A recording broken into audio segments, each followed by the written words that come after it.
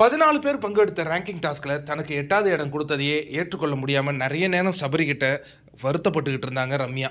இப்போ இந்த ஓட்டிங்கில் கடைசி இடத்துல ரம்யா இருக்காங்க அப்படிங்கிறத தெரிஞ்சுக்கிட்டா அவங்க மனசு எவ்வளவு சங்கடப்படுங்கிறத நினச்சி பார்க்கும்போதே நம்மளுடைய இதயம் நொறுங்குது நண்பர்களே. அதை விட சபரியின் மனது அதை எப்படி ஏற்றுக்குன்னு தெரில. ஏன்னா அவர் நிறைய ஆறுதல் கொடுத்துட்டு இருந்தார். நீ இது கிடையாது, உனக்கு 8ன்னு இவங்க சொல்லிட்டாங்கன்னா அது உனக்கு நீ ஒத்துப்பியா? அதெல்லாம் ஒன்றும் இல்லை. நீ நல்லா கேம் ஆடிருக்க, அருமையாக பண்ணியிருக்க, ரொம்ப அருமையாக பண்ணியிருக்கம்மா அப்படின்னு அவர் வாழ்த்து சொல்லிட்டு இருந்தார். இப்போ இவங்க லாஸ்ட் இடத்துல யார் இருக்காங்கன்னு நீங்கள் பார்த்துருப்பீங்க. மனமகிழ்ச்சி அடைகிறேன். ஏன்னா நேற்று இந்த அம்மா திடீர்னு மேலே போயிட்டாங்க கொஞ்சம். இப்போ ரம்யா கடைசி இடத்துல இருக்காங்க. அவருக்கு மேலே யார் இருக்காங்கன்னு பார்த்தீங்கன்னா ராஜமாதா கனி, உத்தமர் கனி, நடுநிலையாக பேசும் கனி அப்படின்லாம் யாராவது நினச்சிட்டு இருந்தீங்கன்னா அதெல்லாம் சுத்த ஹம்பக்கு. சபரி எஃப்ஜேக்கும் ஜால்ரா அடிப்பதற்காக உள்ளே இருக்கிற ஒரு கேரக்டர் தான் கனி. என்னமோ இந்த ரெண்டு சபரிக்கும் எஃப்ஜேக்கும் மக்கள் மத்தியில் அபரிவிதமான ஆதரவு இருக்கிற மாதிரியும் அவங்கள நம்ம அப்படியே சப்போர்ட் பண்ணால் நமக்கு அப்படியே வாக்குகள்.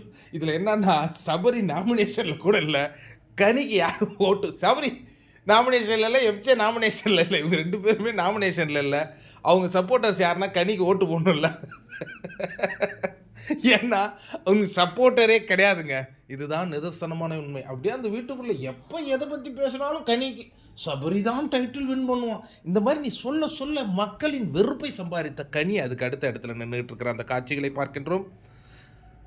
அரோரா, சுபிக்ஷா, இந்த 4 பேரில் யார் போனாலும் ஹாப்பி தாங்க.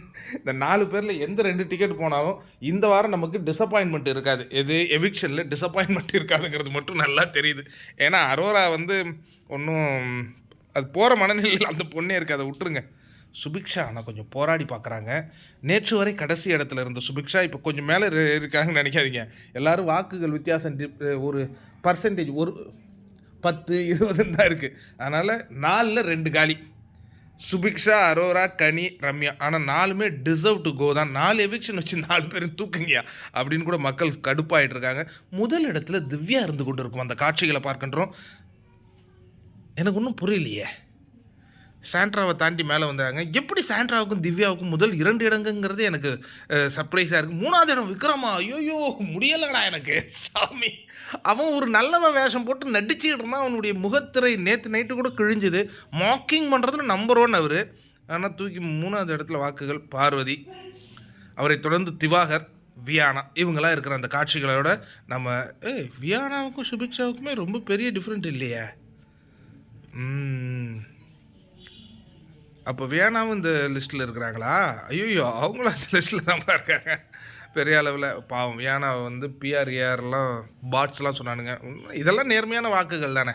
இதெல்லாம் எல்லாம் ஒன்றே பாட்ஸ் கிட்ஸ்ன்னு சொல்ல முடியாது. இப்போ திவ்யா வேணால் நமக்கு சந்தேகப்படலாம். ஏன்னா பெரிய கேம் பிளே இந்த வாரம் ஒன்றுமே கிடையாது. வந்த வாரத்திலே அவங்க பெரிய பாசிட்டிவிட்டி க்ரியேட் பண்ணல. ஆனால் இப்போ வாக்குகள் விழுதுன்னா அந்த வீட்டில் அழகுக்காக ஓட்டு போடுறாங்களா, இல்லை அறிவுக்காக போடுறாங்களா, இல்லை திறமைக்காக போடுறாங்களா? பல கேள்விகள். சரி, அவங்களுக்கு எங்கேயா ஓட்டு போட்டோம். பாட்டமில் என் தலைவியை நிற்க வச்சுருக்கீங்களே, இது தொடருமா?